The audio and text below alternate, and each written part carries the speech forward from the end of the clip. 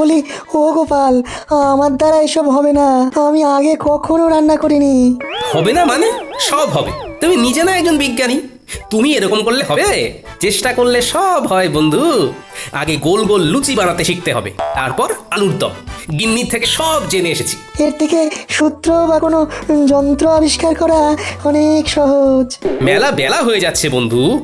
ইস, এরকম যদি কোনো যন্ত্র থাকতো যার দ্বারা আপনা আপনি খাবার হয়ে যেত। আগে লুচি আলুর দমটা শেখো, তারপর তুমি ওরকম যন্ত্র আবিষ্কার করো, কেমন? না, মানে কোনো ইয়ে টিয়ে নয়, চুপচাপ কাজে নামো। তুমি তো জানোই আমি ছড়ার পাত্র নই।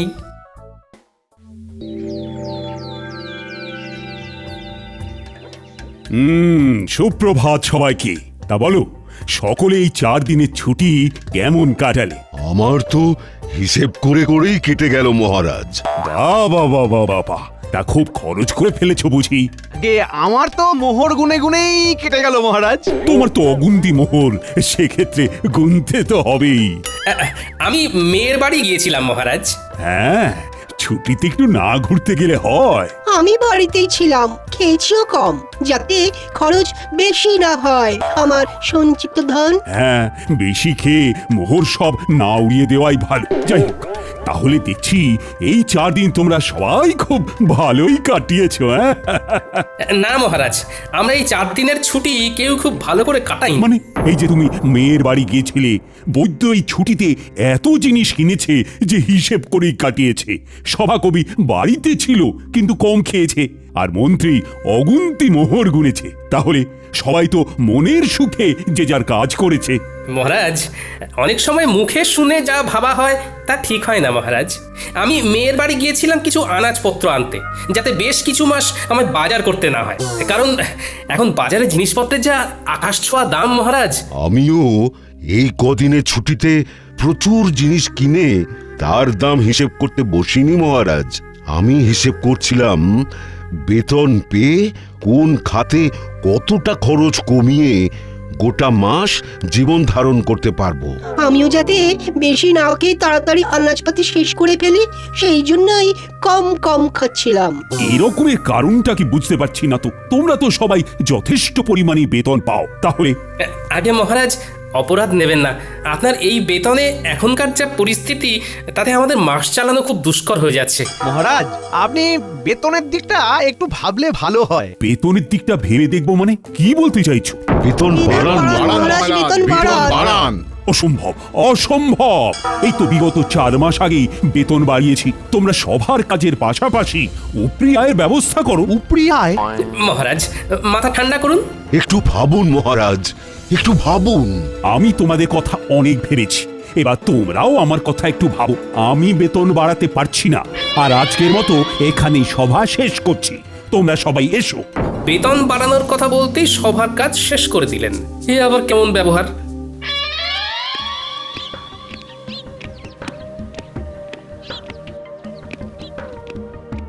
একি মহারাজ, আপনি এখন এই অসময়ে? হ্যাঁ, চলে এলাম আর কি। সবাই একটু গন্ডগোল হয়েছে। তারা বেতন বাড়াতে বলছে রানী।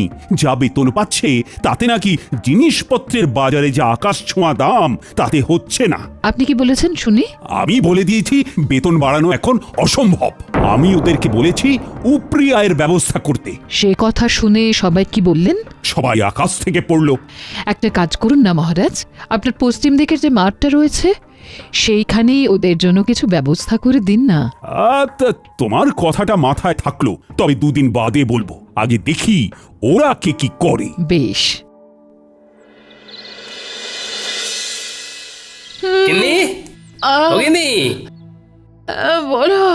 এ কি গো গিন্নি, তুমি শুয়ে আছো? শরীর খুব খারাপ নাকি? দেখি দেখি। হেমা, তোমার গা তো জ্বরে পুড়ে যাচ্ছে। কিছু খাওনি নাকি? আমি উঠতে পারছি না। আজকে রান্নাটা যে কি করে করব বুঝতে পারছি না গো। হ্যাঁ, রান্না নিয়ে কিছু ভেবো না, ও আমি করে নিচ্ছি। তুমি শুধু চুপটি করে শুয়ে থাকো দেখি। না, সে কি করে হয়? তোমার এসব রাধা বাড়া অভ্যেস নেই। আরে তোমারও কি জন্ম থেকেই স্বামীর সাথে ঘর করার অভ্যেস ছিল? হ্যাঁ, সেই তো আমার সাথে বিয়ের পরে অভ্যেসটা হয়েছে। আমার কথা আলাদা, আমি মেয়ে মানুষ। উহ, বা রে বা, বেটা ছেলে বলে কি রান্নার অভ্যেস তাও আবার কদিনের জন্য হবে না? এইসব একদম বাজে কথা গিন্নি। তাও আমার খারাপ লাগবে। তুমি এখন থামো তো গিন্নি। শোনো, আমি এই কদিন রাঁধবো আর তুমি শুধু গ্যাট হয়ে খাটের উপর বসে খাবে, বিশ্রাম নেবে। তুমি শুধু আমি রান্নাটা কেমন করি সেটা দেখো।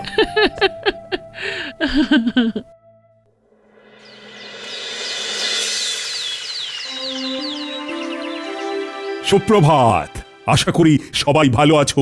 কালকে যা হলো তারপর কি আর ভালো থাকা যায় মহারাজ? দেখো, আমি তোমাদেরকে যা বলার বলেই দিয়েছি। এই যাবৎকাল তোমাদের যখনই যা অসুবিধে হয়েছে আমি পাশে ছিলাম, এখনো আমি পাশে থাকবো।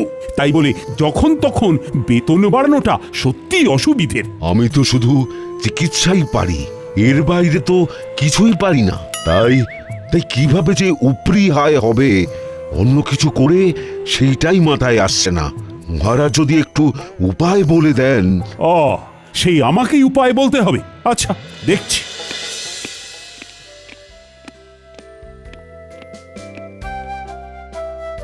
মহারাজ, বলছি কি? সুপ্রভাত রানীমা। সুপ্রভাত। আশা করি সকলে ভালো আছেন। ভালো নেই, খুব সমস্যায় আছি রানীমা। তা আজকে গোপাল আসেনি কেন? তাই তো, তালে গড়ে খেয়ালই নেই। আগে মহারাজ, আমি এসেছি। এ কি গোপাল, এত দেরি হলো যে? তোমার শরীর ঠিক আছে তো? আমার শরীর তো ঠিক আছে, কিন্তু কিন্তু আমার গিন্নির শরীর ভালো নেই। তাই ঘরের কিছু কাজ সামলে রান্না করে আসতে গিয়ে দেরি হয়ে গেল। এই রে ও গোপাল, কটা শাড়ি আর চুড়ি এনে দেবো নাকি? গোপাল, তাহলে সুগৃহিণী দক্ষ রাঁধুনি হয়ে গেলে নাকি? হ্যাঁ, দরকার পড়লে যদি হই তাতে মন্দ কি বলুন? সকলে চুপ করুন, বরং আপনারা গোপালকে দেখে শিখুন। সে স্ত্রীর শরীর খারাপে নিজে এগিয়ে এসেছে, স্ত্রীর কষ্টটা বুঝেছে। ঠিকই তো, না কষ্ট বুঝলে হয়। এই বৈদ্যমশাই, আপনি আজই গোপালের বাড়ি গিয়ে ওনার স্ত্রীকে দেখে আসবেন। গোপাল, সত্যি তোমার তুলনা হয় না। থাক, অমন মেয়ে মানুষের কাজ করে আমার সুখ্যাতি পাওয়ার দরকার নেই।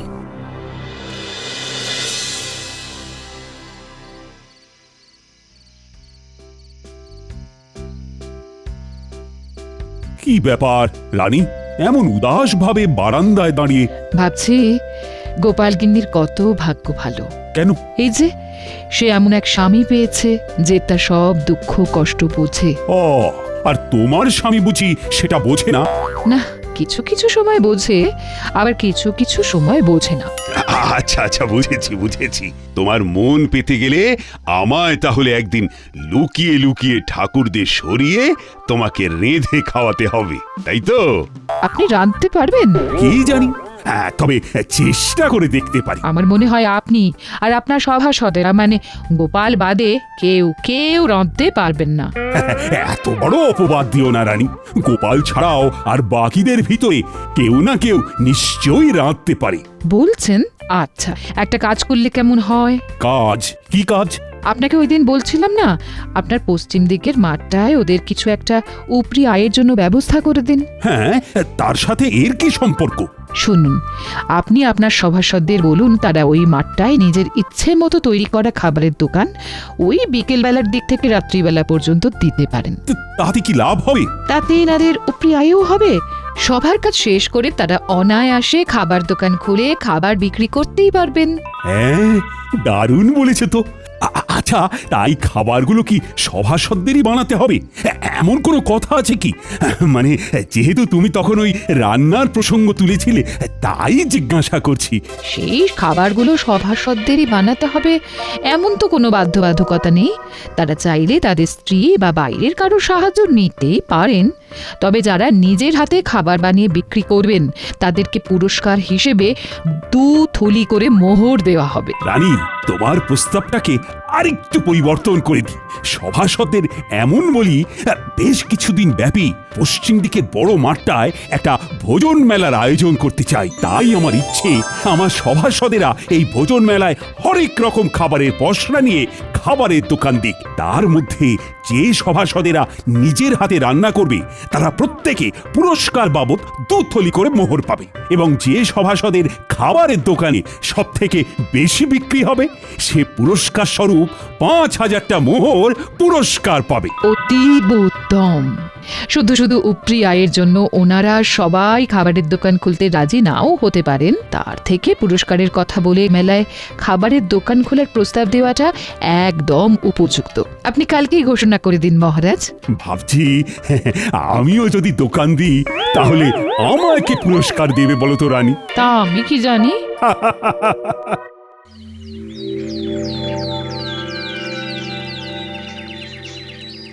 হ্যাঁ, তোমাদের সকলকে আজ একটু তাড়াতাড়ি ডাকার পিছনে আমার একটা বিশেষ উদ্দেশ্য আছে। কি কি উদ্দেশ্য উদ্দেশ্য মহারাজ? মহারাজ? আমি তোমাদের সকলের উপরি আয়ের জন্য একটা পদ ভেবেছি। বাহ বাহ বাহ, বাহ কি উপায় আপনি ভেবেছেন মহারাজ? আমি আমার পশ্চিমের মাঠটায় একটা ভোজন মেলার আয়োজন করতে চাই। সে অতীব ভালো, কিন্তু মেলায় গেলে তো খাবার কিনতে কিনতেই প্রচুর খরচ হয়ে যাবে। তাহলে এভাবে আমাদের উপরি আয় হবে কি করে মহারাজ? নিজের দোকান থেকে খেলে ব্যয় হবে না মন্ত্রী।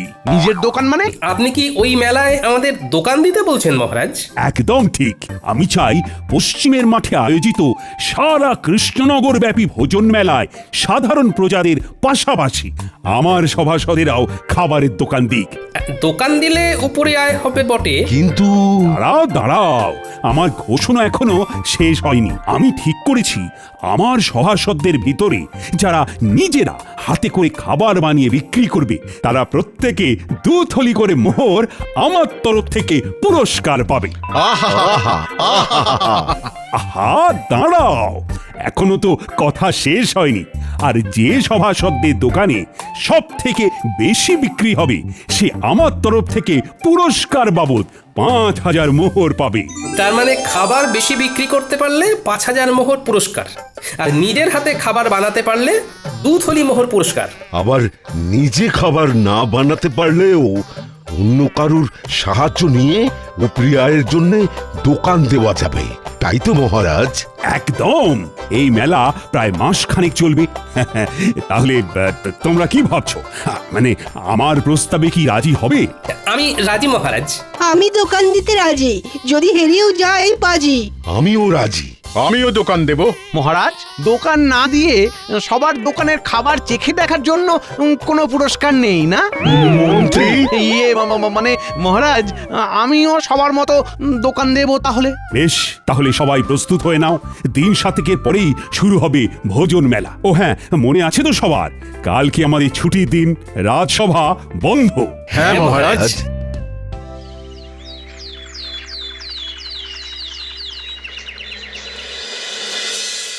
গিন্নি, ও গিন্নি, আরে ও গিন্নি, শোনো না। হ্যাঁ, তাহলে তাহলে তুমি বলছো আমি বেশ ভালো করেই জিলিপি, অমৃতি, গজা এসব বানাতে পারবো না? হ্যাঁ, খুব খুব ভালো করে পারবে। তা আমার প্রতি তোমার এত আত্মবিশ্বাসের কারণ কি? আরে বাবা, জিলিপি অমৃতি বানাতে গেলে শুধু ময়দার মিশ্রণটা এই টকবকে গরম তেলের ভিতরে ভালো করে প্যাঁচ দিয়ে গোল গোল আকৃতি করে পাক দিলেই তৈরি হয়ে যায়। আর এই প্যাঁচ দেওয়ার ব্যাপারে কৃষ্ণনগরে তোমার মতো পারদর্শী আর কেউ আছে বলে তো আমার মনে হয় না। ঠিক বলেছ। তোমারও যা প্যাঁচালো মন, সেই মনের প্যাঁচের মতো আমায়ও যা সুন্দর করে তুমি জিলিপি অমৃতি বানাতে শেখাবে। আহা আহা, তারপর আমার পূর্ব অভিজ্ঞতা তো আছেই। যাকে যাক, এই চলো শুরু করে, চলো চলো।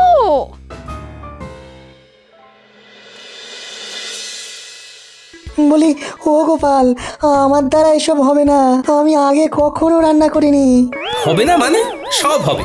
তুমি নিজে না একজন বিজ্ঞানী, তুমি এরকম করলে হবে? চেষ্টা করলে সব হয় বন্ধু। আগে গোল গোল লুচি বানাতে শিখতে হবে, তারপর আলুর দম।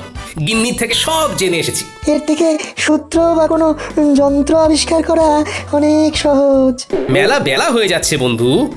ইস, এরকম যদি কোনো যন্ত্র থাকতো যার দ্বারা আপনা আপনি খাবার হয়ে যেত। আগে লুচি আলুর দমটা শেখো, তারপর তুমি ওরকম যন্ত্র আবিষ্কার করো, কেমন? না, মানে কোনো ইয়ে টিয়ে নয়, চুপচাপ কাজে নামো। তুমি তো জানোই আমি ছড়ার পাত্র নই।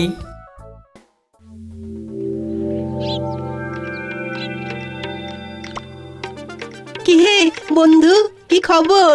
বিজ্ঞানী কি রান্না করেছে জব্বর? শিখিয়ে তো এলাম তাকে, একদম ফল পাওয়া যাবে ভোজন মেলায় হাতে নাতে। আহা, কি দারুণ ছন্দ! দেখো তো কেমন বেরোচ্ছে ঘুগনির গন্ধ। কি দারুণ গন্ধ! তা সভাকবি, তুমি কি রাঁধতে পারো? হ্যাঁ, আমি রাঁধতে পারি, তাতে নেই কোনো সংশয়।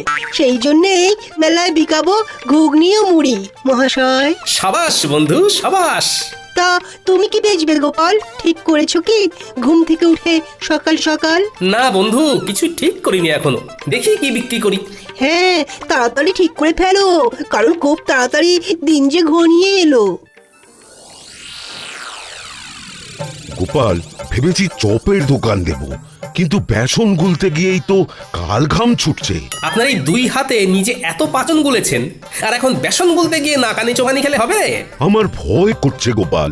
দেখি তো, আমার সামনে আপনি গুলতে বসুন, কেমন ভয় লাগে আপনার দেখি। গোপাল, তুমি পারো বটে। একবার হাঁক দিলাম আর তুমি সাহায্য করতে চলে এলে।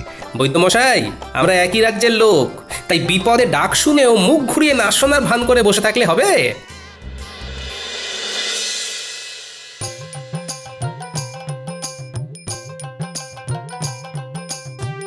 হ্যাঁ গো, এলে? হ্যাঁ হ্যাঁ, মোটামুটি সবার বাড়ি একবার করে ঢু দিয়ে এলাম, বুঝলে গিন্নি। দেখলাম মোটামুটি সবাই একদম জোর কদমে রান্নার প্রস্তুতি নিচ্ছে। তা তুমি কি বানাবে কিছু ঠিক করলে? এমনিতে বাড়ির রান্না তো বেশ ভালোই করছো। সেটাই তো এখনো ঠিক করে উঠতে পারিনি। সবাই মোটামুটি সেই গতে ধরা রান্নাই করছে। আমায় একটু অন্যরকম কিছু ভাবতে হবে। দাদু, ও দিদা, এক ঘটি জল দাও না। ঝাল কি ঝাল! আর খাবো না, নাক মুলছি কান মুলছি, আর খাবো না। উফ, বাপরে বাপ। দাঁড়া দি, কিন্তু কি খেয়েছিস বলতো? ফুচকা। আমার বাবা শহরে গিয়েছিল, তাই ফেরার পথে ওখান থেকে এনেছিল ঝাল ঝাল ফুচকা। জানো তো দাদু, এখানকার কেউই ফুচকার তেমন নাম শোনেনি। গিন্নি, ও গিন্নি, ফুচকার দোকান দিলে কেমন হয়? খুবই ভালো হয়। সেইবারে খুকির বাড়িতে গিয়ে খেলাম, শহর থেকে জামাই এনেছিল, অসাধারণ। কিন্তু তুমি কিভাবে বানাই শিখবে কি করে? এখনো হাতে 4-5 দিন সময় আছে গিন্নি, শহরে গিয়ে শিখে আসবো কালকে, তারপর ভোজন মেলায় ফুচকা বিক্রি করব। আহা, শুধু খাবারের মেলায় কেন, গোটা কৃষ্ণনগরে তুমি বিক্রি করবে। এখানকার কেউ জানেই না ওই ফুচকার নাম। ভালো লাগলে না, এই প্রচুর প্রচুর বিক্রি হবে। তা ঠিক, আর মহারাজ এটাও বলেননি যে খাবার শুধু ভোজন মেলাতেই বিক্রি করতে হবে। আমি কিছুক্ষণ দোকানে থেকে ফুচকা তৈরি করে ঠেলা গাড়ি নিয়ে ফুচকা বিকোতে বেরিয়ে যাব। তারপর তুমি আর ন্যাপলা পুঁটি গুলটে দোকান সামলাবে। দাদু, তুমি চিন্তা করো না, আমরা সব সামলে দেব। দারুণ দারুণ জিনিস খাওয়ালে গোপাল, অপূর্ব স্বাদ। পুরটা খাসাও মেখেছো গোপাল। শুভেচ্ছা বন্ধু, একদম অন্য ধরনের জিনিস খাওয়ানোর জন্য। আর অসংখ্য ধন্যবাদ আমাকে লুচি আলুর দম শিখিয়ে দেওয়ার জন্য। আরে ধুর, কি যে বলো, তা বিক্রি কেমন হচ্ছে? আমার দোকানেও মন্দ নয়। আমার দোকানেও তোমার কল্যাণে বেশ ভালোই বিক্রি হচ্ছে। বাহ, শুনে ভালো লাগলো। হ্যাঁ গো, আর দেরি করো না, দেরি করো না, ফুচকার ঠেলাটা নিয়ে গুলটিকে সঙ্গে করে নিয়ে রওনা দাও, আমরা দোকান সামলে নিচ্ছি। হ্যাঁ, ঠিক বলেছো গিন্নি। এই গুলটে, চল চল চল। ফুচকা নেবে গো, ফুচকা, ফুচকা নেবে গো, ফুচকা। ভোজন মেলায় গোপালের বিখ্যাত ফুচকা। এক মোহরে 7টা, খেয়ে যাও খেয়ে যাও, এক মোহরে 7টা। ফুচকা নেবে গো। ফুচকাটা আবার কি? হ্যাঁ, আমি বুঝেছি বুঝেছি, ফুচকা কি, তাও আবার খাবারের মেলায় গোপালের বিখ্যাত ফুচকা। চল চল চল, খেয়ে দেখবি, চল, বাকি দুটো ডাক। তো ভালো খেতে, ভালো খেতে, আরো দিন আরো দিন, আমায় ফুচকা দিন। দাদু, মন বলছে এই এক ঠেলা গাড়ি ফুচকা না নিমেষেই শেষ হয়ে যাবে। দেখে নিও দাদু, তুমি হবে সেরা বিক্রেতা। দূর পাগলা, সেরা বিক্রেতা না, সর্বোচ্চ বিক্রেতা। দুটো একসাথে বললেও কিন্তু মন্দ লাগবে না।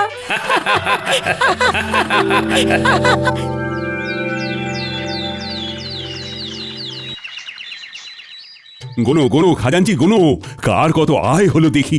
মন্ত্রীরটা হলো 1 2 3, এই সর্বমোট 300 মোহর। তবে মন্ত্রী মশাই নিজেই সব বানিয়েছেন। বেশ বেশ, পরের জন। পরের জন হলেন বিজ্ঞানী বাবু, তার মোহর 1 2 3, সর্বমোট 900 মোহর। ইনিও নিজের হাতেই খাবার বানিয়েছেন। এই বিজ্ঞানী আমার থেকেও বেশি আয় করেছে, এ কি কপাল! হ্যাঁ, এরপর সভাকবি, ওনার মোহরের সংখ্যা হলো 1 2 3, সব মিলিয়ে 850 মহারাজ।